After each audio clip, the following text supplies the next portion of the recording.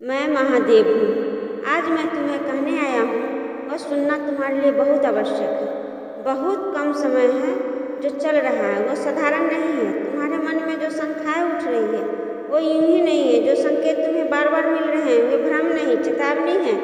आज तुम जिस पर सबसे अधिक भरोसा करते हो वही सबसे बड़ा प्रश्न बन चुका है। तुम्हारा भाई तुमसे, तुम्हारा खून का रिश्ता भी तुम्हारे से विरुद्ध ऐसे चल रही है जिसमें तुम्हारा फंसाना लगभग तय हो गया है। मैं यह तुम्हें डराने के लिए नहीं कर रहा बल्कि जगाने के लिए कह रहा हूँ, क्योंकि जब व्यक्ति समय रहते सच नहीं देखता तब अपने के हाथों ही छूट जाता है। तुम्हें लग रहा है कि सब समान है, पर भीतर ही भीतर बहुत कुछ बिगड़ चुका है। वह मुस्कान जो तुम्हें दिखाई देती है उसके पीछे इरादे बहुत कड़वे हो चुके हैं। तुम्हारी चुप्पी को तुम्हारी कमजोरी समझ लिया गया है। मैं जानता हूँ यह सत्य सुनकर तुम्हारा मन कांप रहा होगा, क्योंकि शत्रु से सावधान रहना आसान होता है पर अपनों से नहीं। तुम्हें सभी कल्पना भी नहीं की सकती वही व्यक्ति तुम्हारे विरुद्ध योजना बना रहा है। तुम्हारे विश्वास का उपयोग तुम्हें गिराने के लिए किया जा रहा है। तुम्हारी बातें, तुम्हारे निर्णय, तुम्हारी भावनाएं सबको हथियार बनाया जा रहा है। यदि तुम अब भी नहीं चेते तो परिणाम बहुत पीड़ादायक होंगे। मैं यह भी जानता हूँ कि तुम्हारा हृदय अभी भी उसे निर्दोष मानना चाहता है। मन कहता है वह ऐसा नहीं कर सकता, पर स्मरण रखो, जब लोभ और ईर्ष्या मन में घर कर लेते हैं तब रिश्ते अंधे हो जाते हैं। वह स्वयं को आगे बढ़ते देखना चाहता है, चाहे उसके लिए तुम्हें गिरना पड़े। उसकी दृष्टि तुम्हारी जगह पर है, तुम्हारी स्थिति पर है, तुम्हारे सम्मान पर है, और इसी कारण उसे चले अपनी चलनी भार प्रारंभ कर दी। तुम्हारे चारों ओर घटनाएं घट रही है, वे संयोग नहीं है। कुछ बातें तो गलत तरीके के दूसरों तक पहुंचती हैं, वे उसी की देन है। कुछ फैसले जिनसे तुम उलझन में पड़े हो वो उसी की सलाह का परिणाम है। उसने धीरे धीरे तुम्हें ऐसे मोड़ पर लाने की योजना बनाई है जहाँ तुम अकेले पड़ जाओ, ताकि जब गिरो तो कोई तुम्हारे पक्ष में खड़ा न हो और वो स्वयं को निर्दोष सिद्ध कर सके। अब ध्यान से सुनो, अभी भी समय पूरी तरह हाथ से नहीं निकला, पर यदि तुमने और देर की तो फंदा और कसता जाएगा। तुम्हें क्रोध में कोई कदम नहीं उठाना है, क्योंकि वही उसकी सबसे बड़ी चाह है। वह चाहता है कि तुम भवराओं में बहकर गलती करो, ताकि वह तुम्हारी ही भूल को तुम्हारे विरोध प्रयोग कर सके। तुम्हें अब मौन रहकर आंखें खोलकर देखना होगा। हर बात पर भरोसा करना करो, चाहे वह कितनी भी मीठी क्यों न हो। अपने दस्तावेज पर, अपने निर्णय पर, अपने रहस्य पर सबको सुरक्षित रखो। किसी भी बात पर तुरंत प्रतिक्रिया मत दो। जो तुम्हें उकसाने की कोशिश करे समझ लो वही खेल का हिस्सा है। शांत रहकर सोचने वाला ही युद्ध को जीतता है। मैं तुम्हारे साथ हूँ, मैं तुम्हें भी जगाना होगा। मैं संकेत देता हूँ पर कदम तुम्हें स्वयं उठाने होते हैं। अब समय है अपने चारों ओर की परतों को हटाकर सच देखने का। जो तुम्हें कमजोर दिखा रहे वही तुम्हें तोड़ना चाहता है। अपनी सीमाएं को स्पष्ट करो पर शोर मत मचाओ। मौन में लिया गया सही निर्णय सबसे भारी पड़ता है। याद रखो, जब भाई ही विरोधी बन जाए तो याद रखो भीतर से ही टूट जाता है, वही बाहर के चालों से बच जाता है। मैं तुम्हें गिरते नहीं देखना चाहता, इसलिए ये चेतावनी दे रहा हूँ। तुम्हारी रक्षा तुम्हारी समझ में है, तुम्हारी सजगता में है। यदि तुम मुझे सुन रहे हो तो समझो मैं तुम्हें बचाने आया हूँ। यदि अनदेखा किया तो फिर पश्चाताप के सिवा कुछ शेष नहीं रहेगा। और अब जो मैं तुम्हें आगे बताने जा रहा हूँ वह और भी गहरा है, क्योंकि जो चाल अभी तक पर्दे में थी अब धीरे धीरे उजागर होने वाली है। तुम्हें महसूस किया होगा कुछ लोग अचानक तुम्हारे बारे में अलग तरह की बात करने लगे हैं। जो पहले तुम्हारे साथ थे वे अब तटस्थ हो गए हैं। यह परिपूर्ण यूं ही नहीं आया, इसके पीछे योजनाबद्ध शब्दों का जहर है। तुम्हारे भाई ने सीधे वार नहीं किया, क्योंकि वह जानता है कि सीधी चोट से उसे उजागर कर देगी। उसने धीरे धीरे संदेह बोया, आधे सच बोले और तुम्हारी अच्छाई को भी स्वार्थ की तरह दिखाया। उसने तुम्हारी सफलताओं को अहंकार कहा, तुम्हारी चुप्पी के अपराध, और जिनके कान कमजोर थे उन्हें वही सुना जो उसने सुनाया गया। यही से तुम्हारे फंसने की पटकथा लिखी गई। अब समझो वह चाहता है कि तुम स्वयं को सिद्ध करने में उलझन जाओ, क्योंकि जो स्वयं को सफाई देता है वह पहले हारता है। वह तुम्हें बार बार प्रतिक्रिया को उकसाएगा, कभी अपमान से, कभी आरोप से, कभी भावनात्मक दबाव से।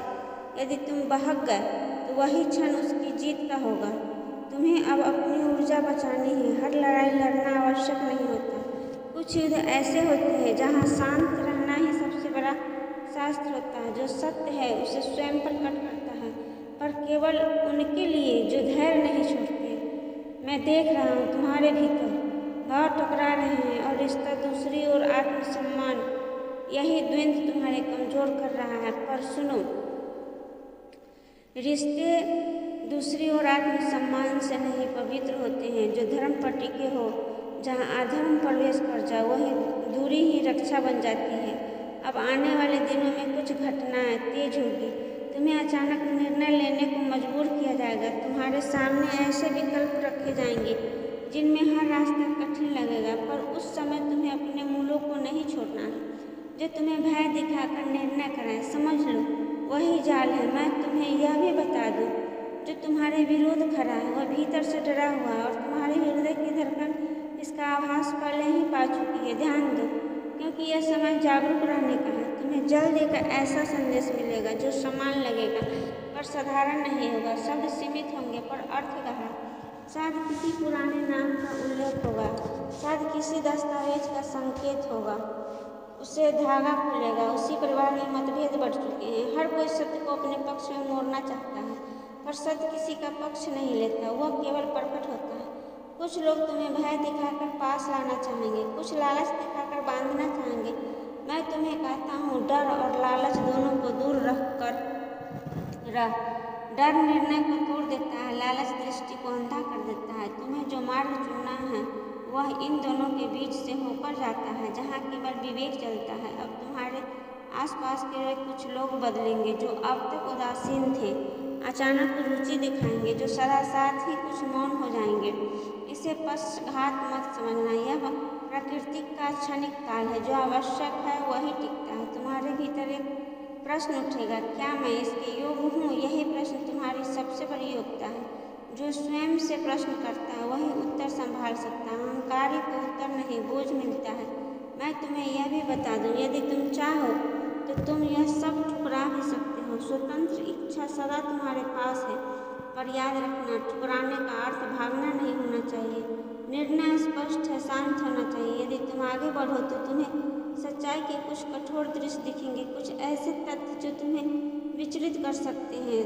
तब क्रोध मत करना, क्रोध सत्य को नहीं स्वयं को जलाता है। शांत रहकर ही तुम सही स्थान पर पहुंचोगे। तुम्हारा जीवन केवल तुम्हारा नहीं रहा, अब वह कई प्रश्नों का उत्तर बनेगा। इसलिए जो भी कदम उठाओ अपने लिए नहीं, धर्म के लिए उठाओ। धर्म का अर्थ जो सबके लिए उचित होता है। मैं महादेव अब उस क्षण की बात कर रहा हूँ जहाँ शब्द कम और भार अधिक होता है। तुम्हारे सामने विकल्प रख जाएंगे और सब विकल्प सम्मान नहीं होंगे। कुछ चमकेंगे, कुछ शांत होंगे। शांत विकल्प ही सच्चा होगा, इसे याद रखना। उस दिन तुम्हें बोलने का अवसर मिलेगा, पर मैं कहूँगा पहले मौन चुनो। मैं तुम्हें मौन होने को सुनाएगा। कमरे की सांसें, आंखें की हड़बड़ी और उन शब्दों के पीछे छिपा डर जो सत्य से भागते हैं, वे मौन में कांपते हैं। तुम्हें एक वचन मांगा जाएगा, तुरंत बिना समय दिए। परीक्षा है, यह समय मांगना कायरता नहीं, विवेक की पहचान है। जो समय नहीं देता वो सच नहीं चाहता। उस क्षण तुम्हारा मन पुराने कष्ट याद करेगा। अब अवसर है, ले लो। मैं कहूँगा जांच लो। जो तुम्हें बीते दर्द को उकसाए वह तुम्हारा मित्र नहीं, वह केवल अधूरा घाव है जो बोल रहा है। यदि तुम शांत रहो तो एक नाम बार बार भीतर उभरेगा, वही नाम कुंजी है। उसे किसी से पूछना नहीं, केवल जांचना है। सत्य स्वयं अपनी मोहर लगा देगा। तुम्हें कोई दस्तावेज दिखा जाएगा, पर असली बात कागज में नहीं होगी, वह एक वाक्य में छिपी होगी। जो अनजाने में कहा जाएगा वही वाक्य भविष्य तय करेगा। सुनना सीखो, देखना अपने आप आ जाएगा। यदि तुम सही समय पर न कह सको तो उसे हाँ अपने आप मिलेंगे। उसे संसार उल्टा दिखता है, पर धर्म सीधा चलता है। जो अभी छोड़ देता है वही आगे संभाल पाता है। मैं महादेव अब उस क्षण के आगे की बात कर रहा हूँ जब सत्य की पहली परत हट चुकी होती है। तुम्हें लगेगा कि अब सब स्पष्ट है, पर यही वह समय है जो भ्रम अंतिम प्रयास करता है। सत्य के उजाले में ही परछाइयाँ चलती है, उन्हें पहचानना ही बुद्धि है। तुम्हारे सामने सम्मति के कागज आएंगे, भाषा मीठी होगी, शर्तें जटिल होगा। कुछ वाक्य ऐसे होंगे जो जल्दी में समान लगेंगे, पर वही वाक्य भविष्य की दिशा मोड़ते हैं। हर शब्द पढ़ना, हर विराम समझना, जहाँ मन अटक जाए वहीं प्रश्न करना। ये तुम्हें संरक्षण का वचन देंगे, कहेंगे हम तुम्हें सुरक्षित रखेंगे, पर याद रखना जो सत्य है उसे सुरक्षा नहीं चाहिए। जो सत्य स्वयं कवच होता है ना, संरक्षण का अक्सर नियंत्रण छुपाता है। तुम्हें अपने भीतर की स्थिरता महसूस होगी, जैसे तूफान के बीच शांत जल।